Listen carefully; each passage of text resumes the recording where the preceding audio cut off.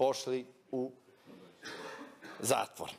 Pošto su pokret URA usta puna evropskih standarda i evropske tekovine, moram vam reći, gospodine Konatar, žao mi što nije tu gospodin Abazović, da su i ovi reality programi tekovina Evropske unije i evropskih standarda. I tako jedan moj komšija koji se dosta dobro razumije u politiku, ali se razumije i u zadrugu, kaže meni da i Skupština i odnos parlamentarne većine i izvršne vlasti neodoljivo podsjeća na neku petu zadrugu. I napravio mi je jasna poređenja i podijelio uloge ko je šta u ovoj parlamentarnoj većini ili manjini. Ja ću to pokušati da približim građanima, pošto naši građani su 85% za Evropsku uniju i prvo što su prihvatili od evropskih standarda su reality programi zadruga. U toj zadruzi je postao jedan bračni par, valjda su se zvali, ne znam, Dejan i Dalila. Metaforički rečeno, to je 38 poslanika Demokratskog fronta, Socijalističke narodne partije i ostali kolega iz parlamentarne većine koji predstavljaju Dejana, a 3 poslanika iz pokreta URA koji predstavljaju Dalilu.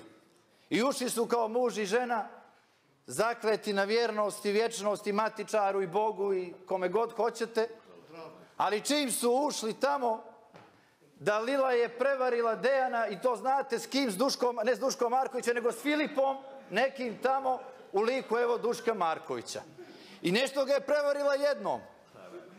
I on joj kaže, ozbiljno ću se naljutiti ako vas ufatim ponovo. Ali ga ona vara drugi put, pa treći put, pa četvrti put, pa evo 5. put Dalila, to jest pokret URA, vara Dejana sa Duškom Markovićem i Demokratskim frontom. I Demokratskom partijom socijalista, izvinjavam se. S Demokratskom partijom socijalista.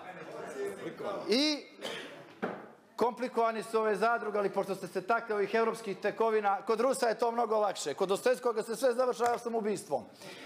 Ali pošto su vama usta puna evropskih tekovina, mi dolazimo do toga da je gospođa Dalila odlučila da se razvede od Dejana, to jest Dejan je više gledajući o 5. i 6. put otvoreno pred Filipom, odnosno Duškom Markovićem i DPS-om ga vara, kaže ja tražim razvod braka. Da upalimo najzad svjetlo da znamo ko je s kim. I sad, gospodine Konatar, vi očekujete od nas razumijevanje da vi imate pravo na sopstveno mišljenje. I to nije sporno. Vi ste pravo na vaše sopstveno mišljenje iskoristili praveći koaliciju ili brak sa Dejanom, to jest koalicijom Demokratskog fronta, demokrata i ostali kolega, Socijalističke narodne partije i ostali kolega iz parlamentarne većine. Međutim, vama se svidjelo kako to radi Duško Marković, to jest Filip i Demokratska partija socijalista, kako šarmira i shvatili ste da vam je, kažu da je, ja još nisam ženjen, da je u braku najgora monotonija, svakodnevica i tome slično, kad znate ko će, kako da izreže hljeb, koje će ko novine da kupi i da spremi doručak, odlučili ste da pređete na stranu Demokratske partije socijalista, ali kriveći Dejana. Nećete da kažete u redu, mi napuštamo, idemo kod njih. Nego kažete, vi ste krivi za ovo što mi radimo s Duškom Markovićem i Demokratskom partijom socijalista. Evo, sam je gospodin Muguša ne prekida i ne kaže, nemoj da vičeš. Znači, da sam u pravu. I zaokružujete uspjeh ove vaše priče sa bezbjednosnim sektorom i spektakularnim rezultatima u bezbjednosnom sektoru. Ja ću vam reći, najspektakularniji rezultat u bezbjednosnom sektoru će imati urolozi u kliničkom centru. Zato što šefovi bezbjednosnog sektora, čast izuzecima, ne smiju uđu u toalet i pođu od Zorana Lazovića plašeći se da ga negdje ne vide po hodnicima. Katetere su im ugradili. Ne smiju da se sretnu sa Zoranom Lazovićem, a ovamo nam govorite o uspjesima u bezbjednosnom sektoru.